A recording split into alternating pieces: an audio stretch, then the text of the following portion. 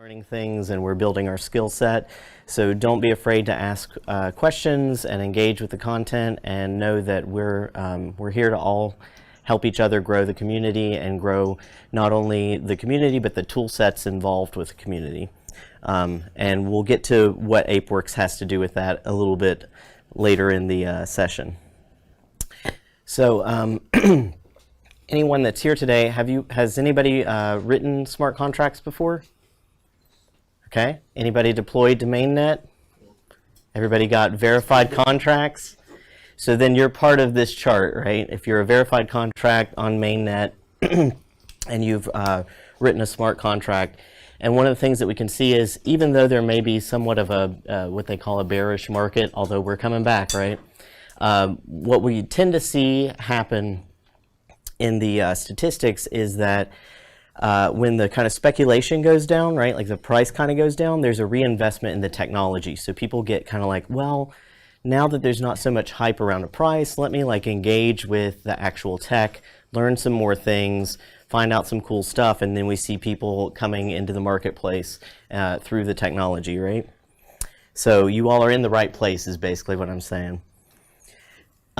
So your next question is, okay, well, what is Vyper? Vyper is a contract-oriented Pythonic programming language that targets the EVM, Ethereum Virtual Machine. And some of the things that are unique about Vyper, and we'll get into more depth about this, is this focus on security.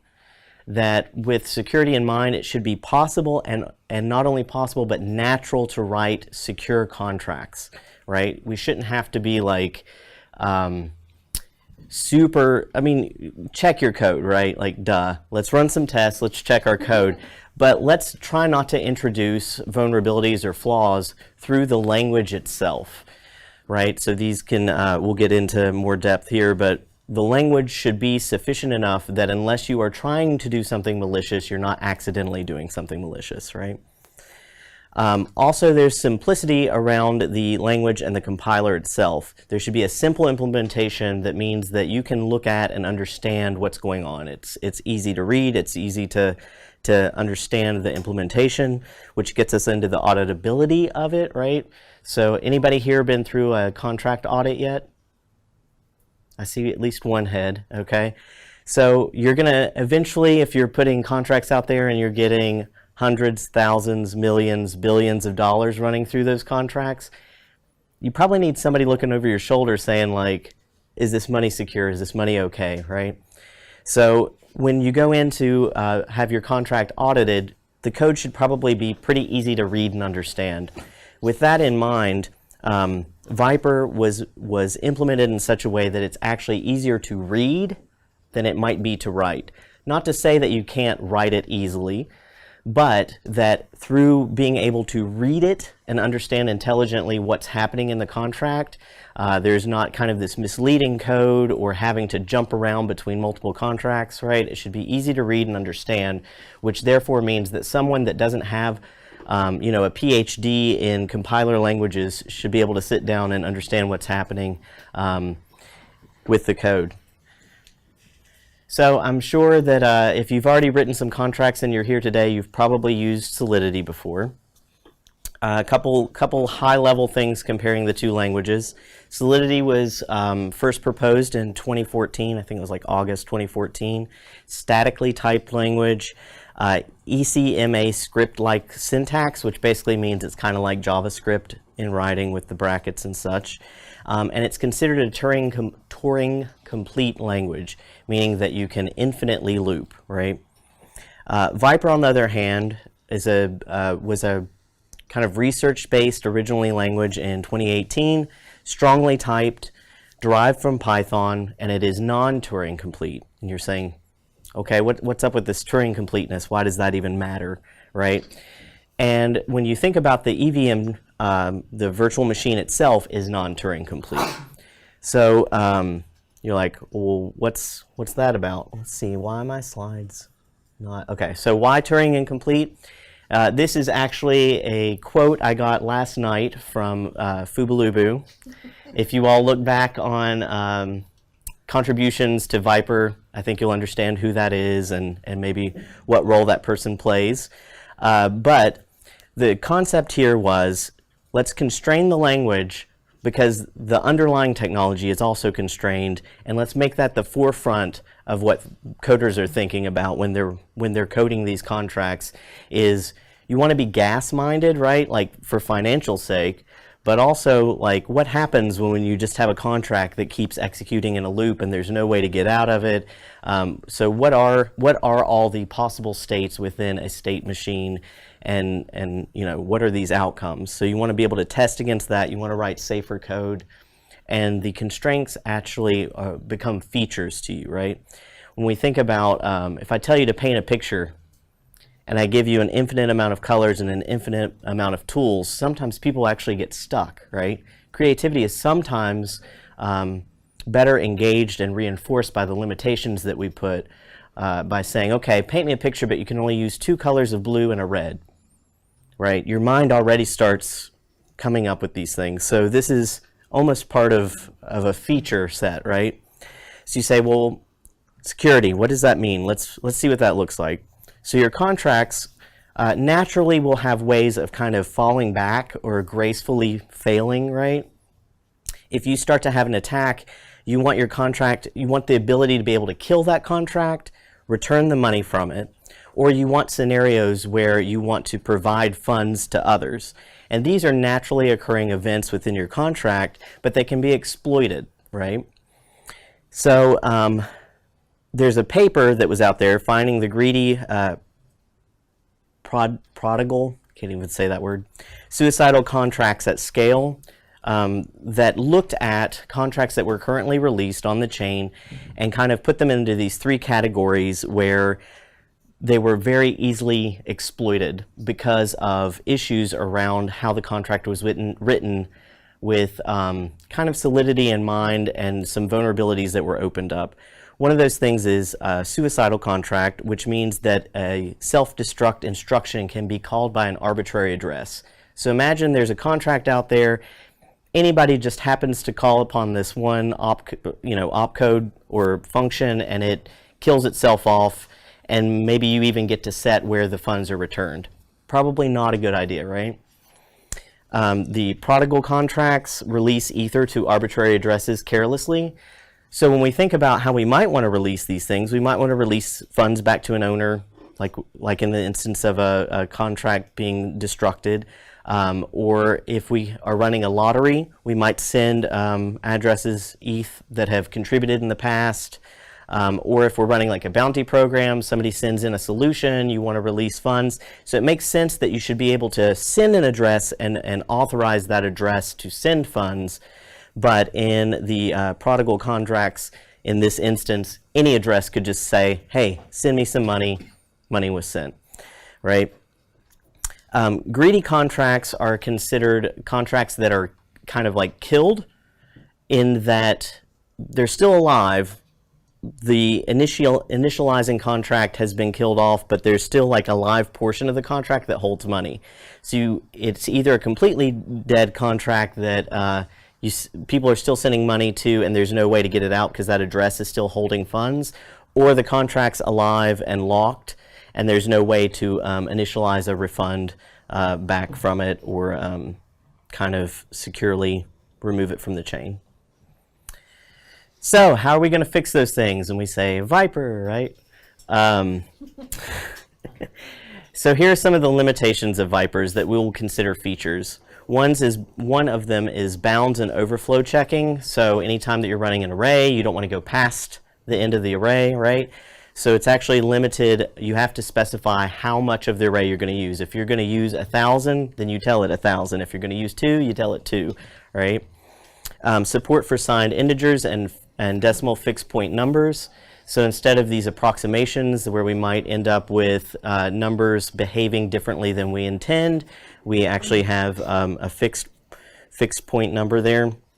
Decidability, so we can actually determine the outcome. So this is kind of getting into that for looping situation where we can determine or compute the upper bound so that we know the top limit when we're consuming gas. That at most this contract will execute 27 times in this loop, and that's the most it could execute. It might only execute once, right? We got the strong typing.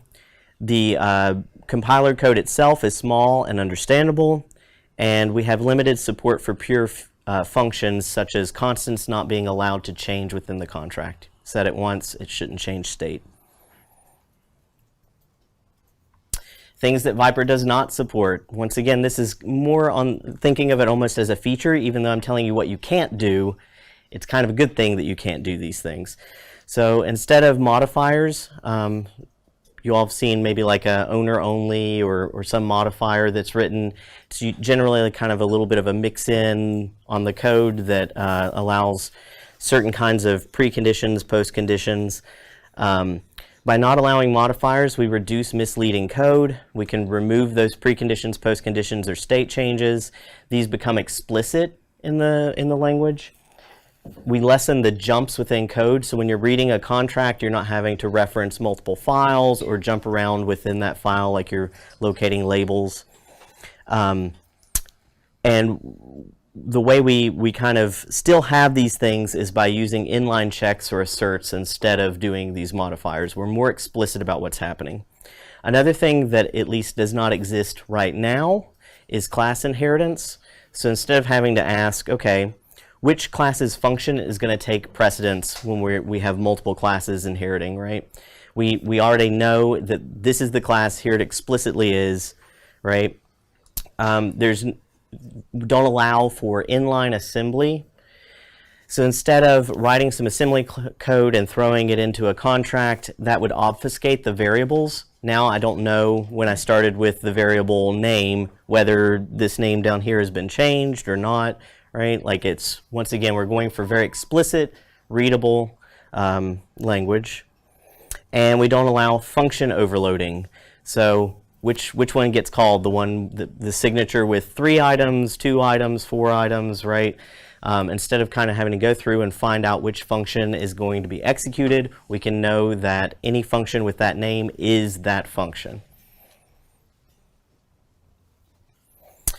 Some more things that we don't support. I swear we're going to get into the good stuff here in a minute, but I want to at least lay the groundwork.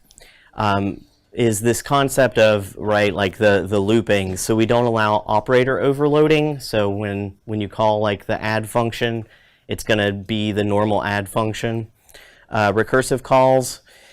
If we allow recursive calls, once again, we can't calculate the upper bounds of those gas limits.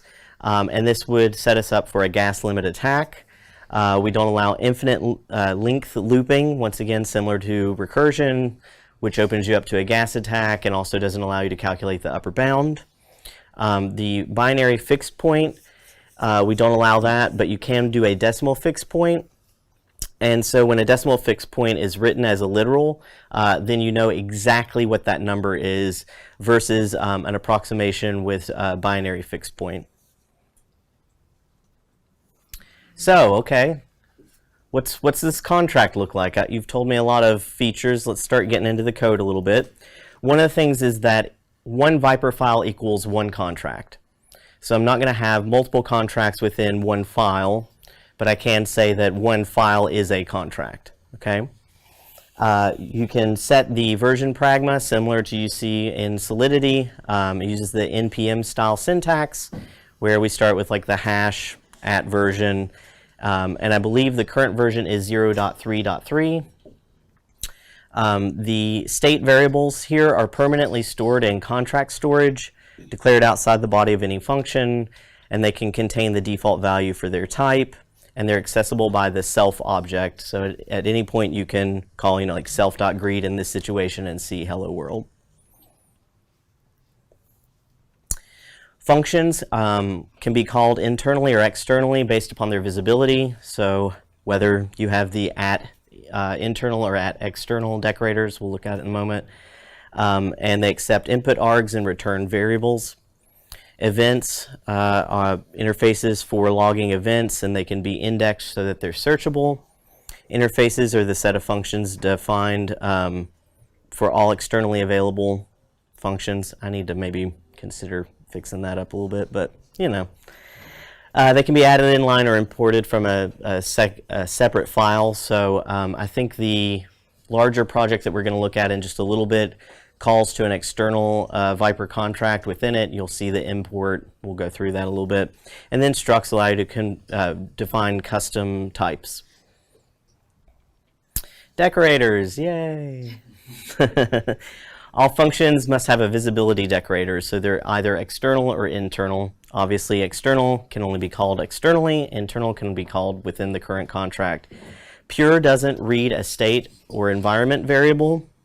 View does not alter state, and payable is what allows to receive ether, right? So if you, and the thing is, these can't be mixed, right? In certain ways, like they become exclusive. So if you say something is payable and also pure, that doesn't make sense, right? Like you're sending money, but then it's not going to read the state and it's not going to change the environment, right? So those things would block each other. And then non-reentrant means that it cannot be called back into during a external call. So one and done. All right. That's a lot of high-level learning. So you might be saying, where can I find some of these resources? Obviously, the Vyper documentation is a great place to start. There's some examples here on Vyper examples. There's the Vyper repository itself, which has a lot of example code. And then here's where we start getting into why I'm from ApeWorks and what Ape has to do with Vyper, is that ApeWorks is a development tool for writing smart contracts, which heavily supports Vyper. And one of our main things that came out just in June is actually the Ape Academy, which has video tutorials and walkthroughs around Vyper contracts. So might take just a second here to see what old Alex has got on the Academy.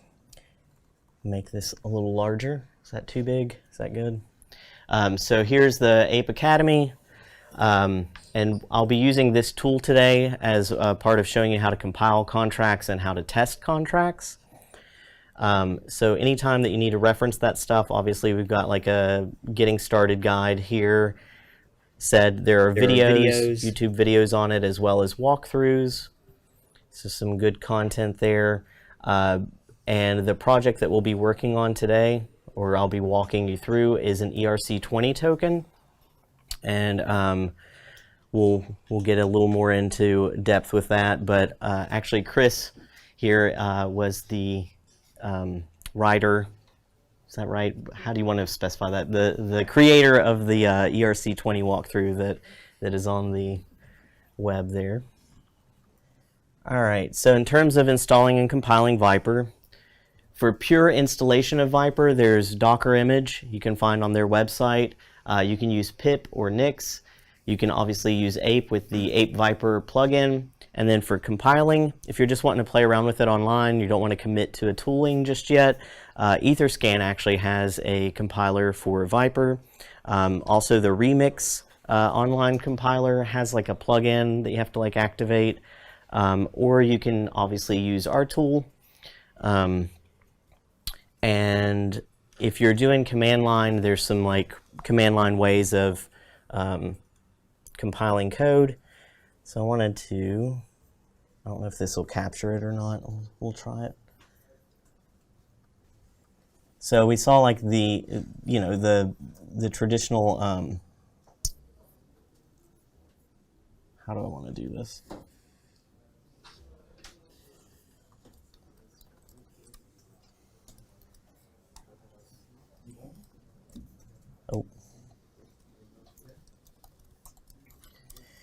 Oh, no.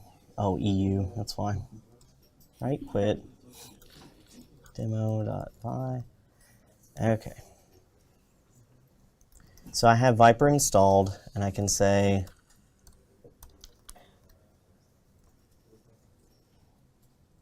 oh, I'm not in my, okay. Pyenv.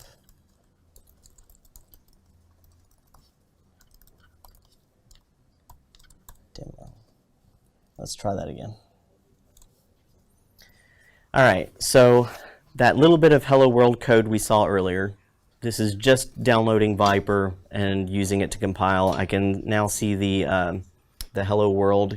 This is the bytecode that you would actually, right, send.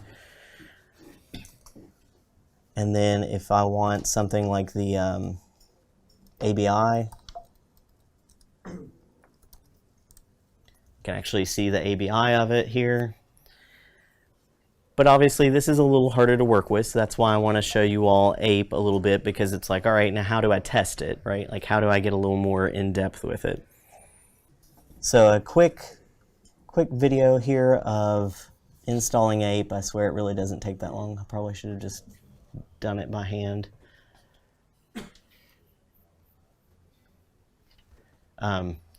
Ape is pip install ETH-Ape.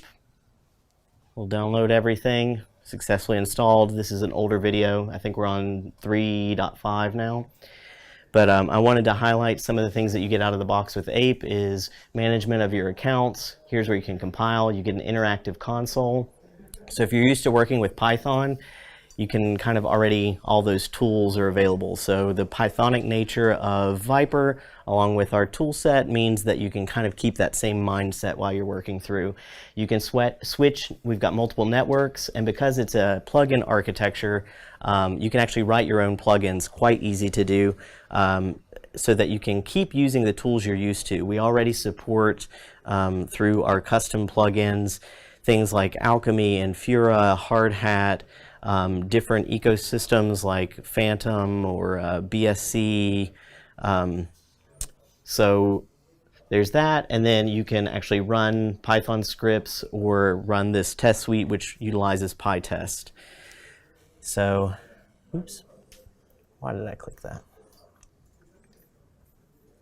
So what I would like to show you next is another thing that Chris here has worked on, which is something we call Ape Template, and this creates a template project for you in Vyper. So you basically just install Ape Template plugin, and then you can, right now we've got two things to choose between, the ERC20 token or the 721 NFT. It meets the standards and interfaces for both of those, and it creates this structure that we see here on the right-hand side. I'll kind of dive into more of that in a moment. Everybody's good, comfortable with what a ERC20 is versus a 721? Okay. Super quick, 20 being like the same identical token, 721 the NFT having like special metadata associated with it, just for the video if nothing else. And so if we want to see how installing template looks, we just can say once Ape is installed, Ape plugins install template.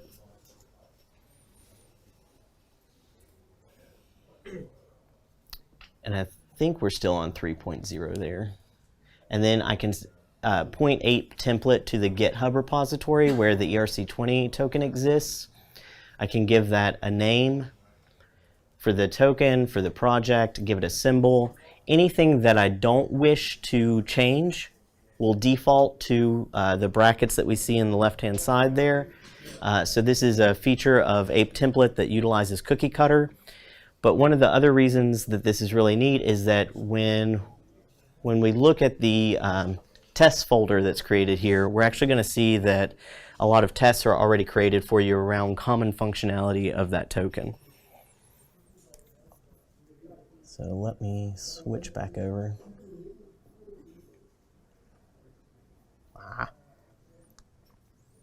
One day I'll learn how to work the computer, y'all.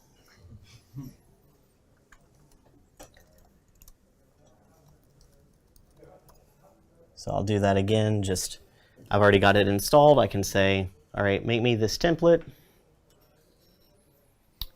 And since I've already run it once, it actually caches that GitHub. So this could be the GitHub link directly, or this kind of shorthand for GitHub. And I'll go ahead and re-download it. Anybody want something other than demo, or stick with demo? Stick with demo, okay. And then I'll just save the rest. These other features here, right, give you some customizability around your token. So feel free to play with those, turn them on and off, and it should turn on and off the associated tests for them as well. But We can now see that those files are there, and I will go ahead and open this in VS Code maybe. We'll see how small VS Code can be. I know, let's see here. Is that okay for everybody? Yes. All right. So here's our Python Vyper script contract. You guys got to keep me straight here. I mean, like, really, you got to point the incorrect information out. So we see the name that I gave the token, the symbol associated with it, decimals. And Chris, you got any quick info on some of this stuff? Yeah, so all of that, what you just put in, has been... I'll get closer to you because we're on mic. Sorry. Come to you. So all of this is built with a cookie cutter. So it's what we just did in a terminal was customization of this project. And if you just make everything default, you can literally compile as is and then throw it on a test net. And so when you're ready to make it yours, you can just be ready to throw it in mainnet or whatever you want to play with until you are comfortable with it. And so if you actually follow along with the Academy website, once you deploy it, I tell you what each method means and why it's important through the standardization. So if you're still beginning to learn how to use this or don't know anything about smart contracts at all, I tell you what it means and why it's important in the standardization. Thank you, Chris.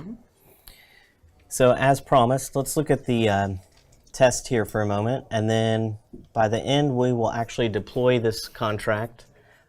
Won't do very much for us because we've not put any custom functionality into it, but we actually can see it on a test net.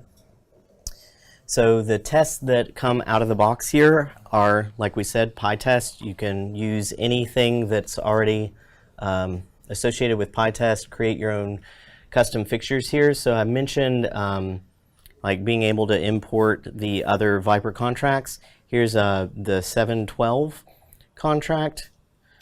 We see it imported up here, creating a fixture around it, and that's for permit functionality.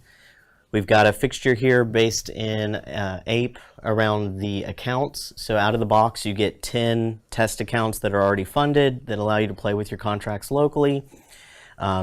So these fixtures here for like an owner or receiver, and then this is calling like the deploy functionality on the token to kind of get you that like local testing environment where you have the deployed contract. And then we're able to see a test against like the initial state to make sure, okay, did these things actually get set? Checking your balances, supplies, looking at transfer functionality, like if I want to transfer things, does it actually transfer? Are they getting the correct amounts? Then we've got tests for the approval process, minting, burning, and then a test for permit that works on a non-local chain. We're currently updating some of the tests around that, so it's skipped for the moment. But if I just go into my environment and I run ape test, we'll see that it compiles and runs those tests with the last one being skipped. Passes all of our tests. So please feel free to pull that down. Another step that might be required, I had already installed this, but it would be the pip install -r requirements.txt, and that will install the Vyper, this EIP 712. All right, so let's interactively call like Ape console real quick, passing the network flag, and So what network should we? What is Ape console actually? Do you want to tell them what Ape Console is while I write it? Yeah, so this is one way to interact with all your methods and make sure it like works. I better not use mainnet.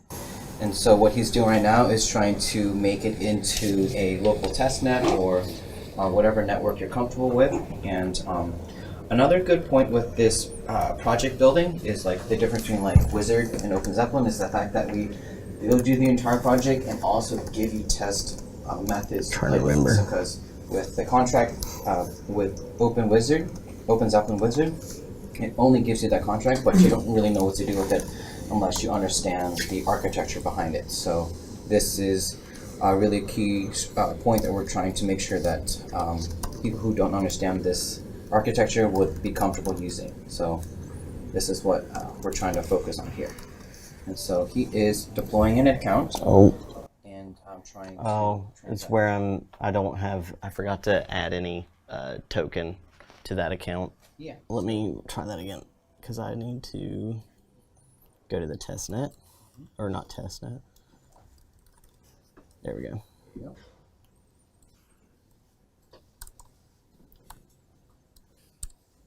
Come on. Ah.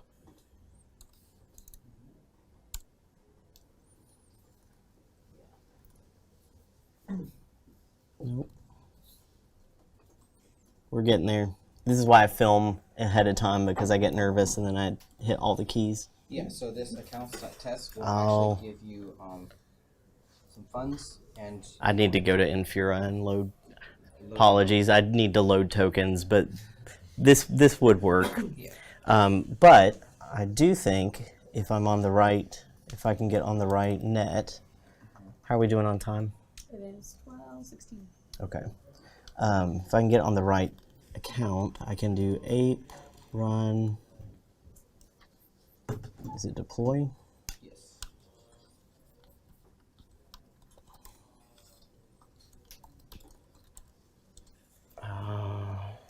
Ethereum. How about we show them also the list of networks when we do a network so you can see? Yeah.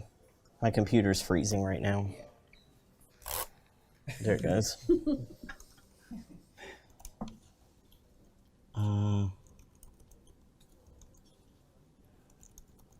Do I have Alchemy installed? Okay. Try it. Nope. Yeah, so you can see if you want to do the Dash network, you have a bunch of them there. And if you install more plugins, you can see more networks associated with Alchemy or Infura. And Networks S. Yes. I swear it's the nerves, y'all.